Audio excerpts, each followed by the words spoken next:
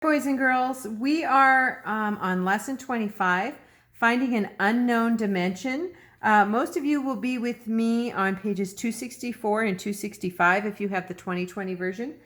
For my students who have the 2017 version, you are on pages 256 and 257. Excuse me. We're going to start with the question in the tan box.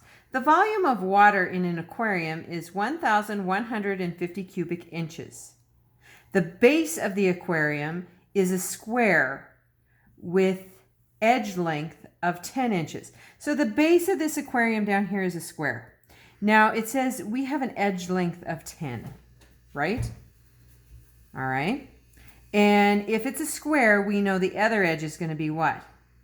It's also going to be 10. So what is the height of the water in the aquarium? So it wants to know the volume of the water in this aquarium. And what is the formula for volume? Volume equals length times width times height.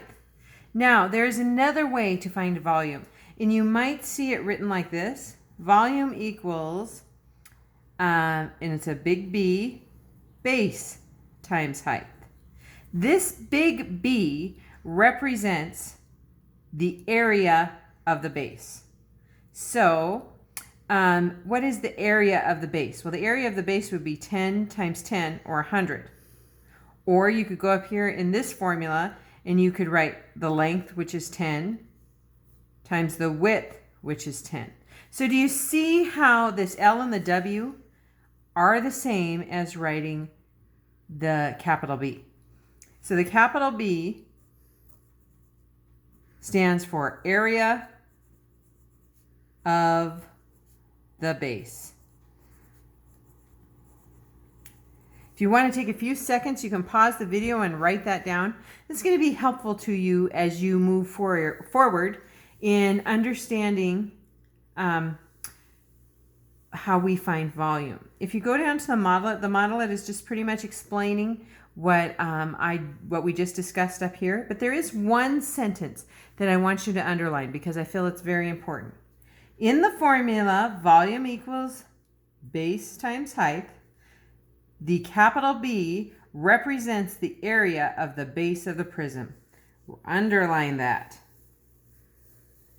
It's saying the same thing we just said above. But it's important that you put that to memory, so underline that for me. All right, boys and girls, let's take a look at the next page.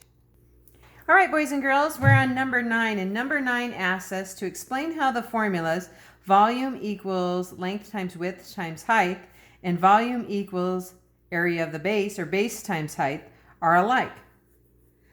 Well, in this one, length times width times height, length times width is the same as the area of the base. So the two formulas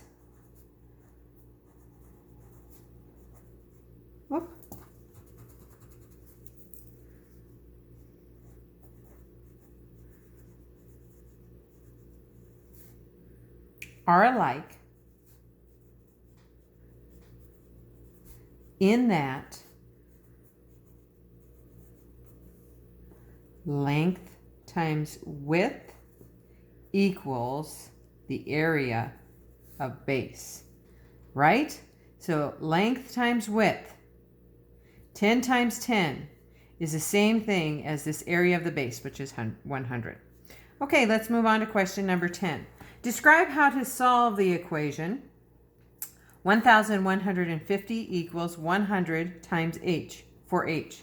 So we're trying to solve for h, and this is a little bit of algebra. We're trying to get h all by itself. So we have 100 times h. So what would be the first thing that you would do to get the h all by itself? Well, since we are multiplying times 100, don't you think it would be effective to divide by 100? So to solve for that equation, we need to divide both sides by 100.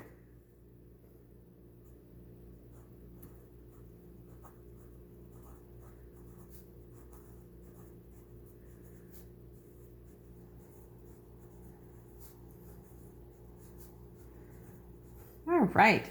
Find the height of the water in the aquarium. That's question number 11.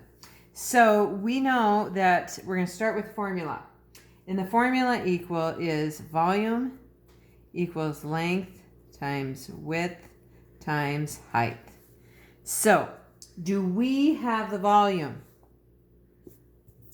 Does our question give us the volume? Why, yes it does, right there. So we're going to start with 1,150 equals length times width times height. Do we have the length? Why, yes we do. The length is 10 inches. So equals 10 times the width. Do we have the width? Well, we have, it's a square, right? And we had the length is 10. We also have the width is 10.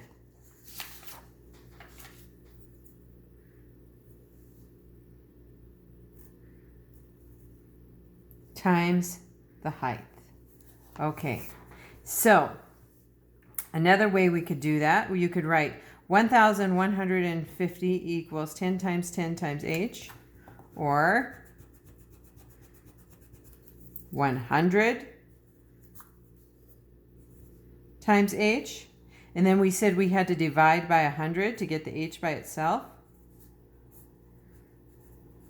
What do you get when you have 1,150 divided by 100? Well, you can work it out. You can make the long division and work it out. Or you also know that any number divided by 100 just means that you move the decimal place, which is always automatically right here, over two places. 1, 2, which equals 11.5. So the height, boys and girls, is 11.5 inches. Okay, let's go on to number 12. 12 says, suppose you know that the height of the water in the aquarium is 11.5 inches. We do.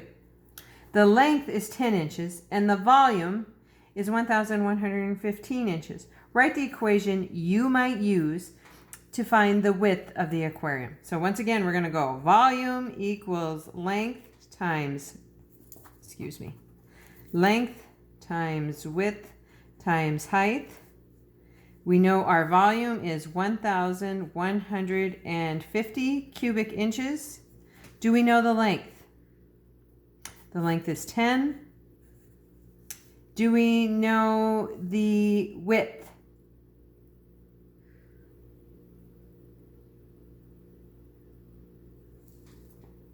We don't know the width.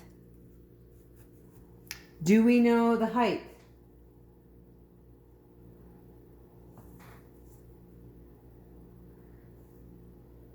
We know the height is 11.5. Okay, so you can read the question and pull out of the question the numbers that will fit into your formula. Now in this case, what we will be doing is solving for the width. Up above, we were solving for the height, but down here, they were solving for the width. So that is the equation that you would use to find the width of the aquarium. All right, boys and girls. Next, we are going to cross out number 13. I don't like the way number 13 is worded, so I'm not going to ask you to do number 13. And you can go down and look at 14 and 15. Go ahead and give those a try. And then when you are done with those, remember you can always look at your answer key. The answer keys are there for you to check your work. So go ahead and check your work with the answer keys. And then please turn to page 283 and 284 in your PPS books and get started on those. Thanks for working with me, boys and girls. We'll see you tomorrow. Bye.